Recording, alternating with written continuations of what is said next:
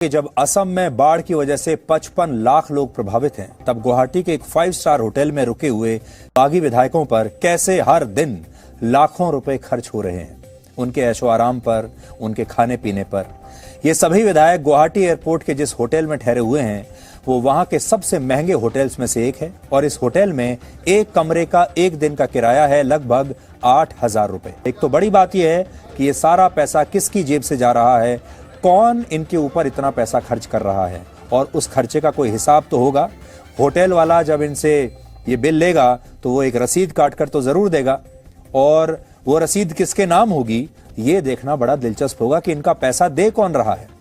अब दुर्भाग्य यह है कि जिस राज्य के एक होटल में शिवसेना के बागी विधायकों पर इतना पैसा खर्च हो रहा है, उसी राज्य के 55 लाख लोग इस समय बाढ़ में डूब रहे हैं और सरकार द्वारा इन लोगों को जो राहत सामग्री के पैकेट दिए जा रहे हैं जिंदा रहने के लिए, उसकी कीमत सिर्फ 100 रुपए है। दरअसल वायु सुधीर चौधरी पत्रकारिता करते करते गुवाहाटी होटल में रुके हुए बागी शिवसेना एमएलए को लेके कुछ ऐसा बोल पड़े जिससे सुन के हर कोई दंग रह गया। वैसे तो सुधीर चौधरी जी को गोदी मीडिया का बेताज बादशाह माना जाता है, पर इन दिनों उनका अंतरात्मा कुछ इस तरह जाग पड़ा कि गुवाहाटी में हुई 2 घटना को लेके उनका सच बाहर निकल गया और सच कुछ इस तरह बाहर निकला कि सोशल मीडिया पे हर कोई इनका ट्रोल करने लगे। ये सब सुनते हुए ट्विटर में एक यूजर ने अक्षय कुमार की तस्वीर लगाते हुए ये तक कह दिया, भाई साहब ये किस लाइन पे आ गए आप। और एक यूजर ने फिरकी लेते हुए ये कहने लगे, भाई साहब बहुत दिनों बाद लगा कि सुधीर चौधरी अपने पुराने लाइन पे आ गया, वरना चाटुकारिता में तो ये आजकल बहुत ही व्यस्त रहता है। वही और एक यूजर ने सुधीर चौधरी को टैग करते हुए ये तक बोल पड़े, सही पैकेज ना मिलने पर सच बोलकर बीजेपी को डरा रहा है शायद। और एक यूजर ने इसका पोल खोलते हुए ये तक कहने लगे, शायद मालूम नहीं है कि जी न्यूज की ओनर सुभाष चंद्र राज्यसभा में चुनाव हार गए, तो इस तरह बदलाव लाजमी है। उम्मीद है सुधीर चौधरी इसका पता लगा कर ही रहेगा कि बिल किसके नाम पर है और किसने चुकाया है और सबको दोबारा टीवी पर आके इसका अपडेट देगा। इसी को लेके और एक यूजर ने कहा, सुधीर जी ने सुभाष चंद्र का हार का बदला लेना शुरू कर दिया, सही समय पर अकल ठिकाने पे आ गया और इसका सही इस्तेमाल करना ताकि सुभाष जी फिर राज्यसभा तक जा पाए। वाह मजा आ गया। अगर सतही बोला जाए बिना एजेंडे के साथ तो वो भी किसी सत्ता से कम नहीं। आम आदमी मीडिया से बस यही उम्मीद करता है कि वो केवल सच बोले और सच दिखाए। पहले जब सरकार किसी की ना सुनते थे तब मीडिया ही एकमात्र साधन था जिससे आम आदमी उम्मीद करते थे भाई। और एक यूजर ने सच का उजागर करते हुए ये तक कहने लगे, राज्यसभा में हारने का यही परिणाम है। मालिक को आशंका है कि भाजपा के कुछ विधायक किसी और की कहने पर क्रॉस वोटिंग कर दिया, बदला तो बनता है। वही रविंद्र सिंह ने ट्वीट करते हुए ये तक कह दिया, एक पद